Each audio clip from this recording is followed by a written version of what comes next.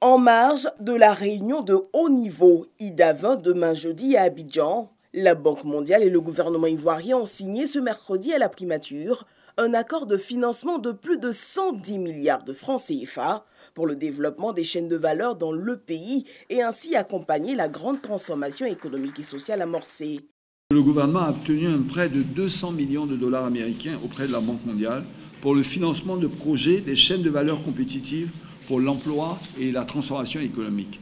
Ce projet soutiendra le thème spécial de l'IDA 19, emploi et transformation économique, notamment en augmentant la productivité par la diversification, en attirant les investisseurs privés nationaux comme internationaux, en stimulant l'intégration internationale à travers des chaînes de valeur compétitives, en facilitant le commerce et en favorisant également la mise à niveau technologique ainsi qu'un meilleur accès des entreprises ivoiriennes au financement.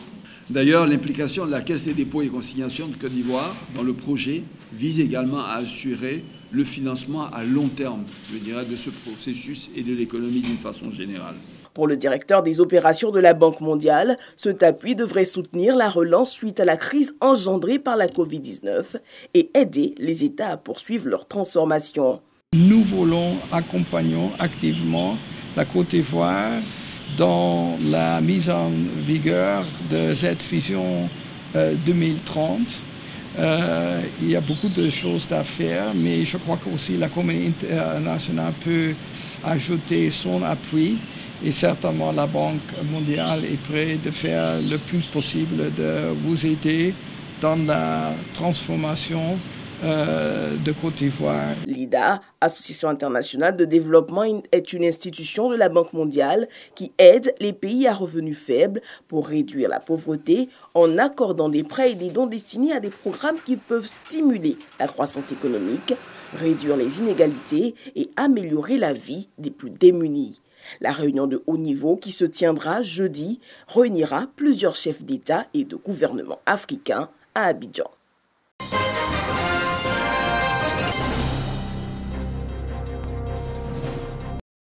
La Côte d'Ivoire va accueillir du 9 au 27 août prochain les assises de l'Union postale universelle UPU. Les préparatifs sont en cours. En ce début de matinée, la ministre d'État, ministre des Affaires étrangères, de l'intégration africaine et de la diaspora a reçu le corps diplomatique accrédité en Côte d'Ivoire pour une réunion d'information. Ce serait la deuxième fois que l'Afrique accueille cet événement. La première fois, c'était en Égypte. Et c'était en 1934. Et cette fois-ci, c'est la Côte d'Ivoire qui a été désignée pour abriter ce 27e congrès de l'UPU. C'est un grand honneur fait à l'Afrique, c'est un grand honneur fait à la Côte d'Ivoire. Et c'est la raison pour laquelle le slogan de ce congrès, c'est « L'Afrique vous invite, la Côte d'Ivoire vous accueille, et Abidjan vous attend ». Donc nous avons convié les ambassadeurs afin de les inviter officiellement et leur demander aussi de tout mettre en œuvre pour que des délégations viennent de tous leurs États. Occasion pour la Côte d'Ivoire de marquer son engagement et sa détermination pour la bonne tenue de ses assises. Ce congrès sera en mode hybride, donc il sera en présentiel et aussi en vidéoconférence pour certains participants. Toutes les dispositions sont prises ou presque prises, puisqu'on a encore 4 semaines avant le début officiel de ce congrès. Donc il faut que la Côte d'Ivoire et l'Afrique se montrent au niveau de cet événement. Le renouvellement des instances demeure le point saillant de cette rencontre. Une rencontre qui permettra également de définir la stratégie postale pour les 3 années à venir. Plusieurs délégations sont annoncées.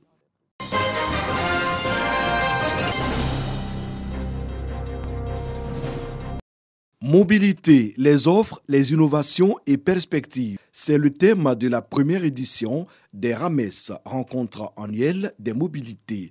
Selon le commissaire général Barthélémy Kwame, il s'agit de développer les capacités de décision en matière de transport et de circulation routière. Les mobilités, c'est l'ensemble des composantes qui font qu'on peut se déplacer, mais se déplacer de façon sûre. Donc l'idée, c'est de faire se rencontrer tous ces acteurs-là et même les usagers de sorte à améliorer les mobilités. Le ministère des Transports apporte tout son soutien à cette tribune d'échange. Les experts venus de la sous-région et de la France ont partagé leurs expériences. Entre autres thématiques abordées, la digitalisation des transports, le développement du réseau et la sécurité routière. Quand on parle de déplacement, il y a effectivement les questions de sécurité routière.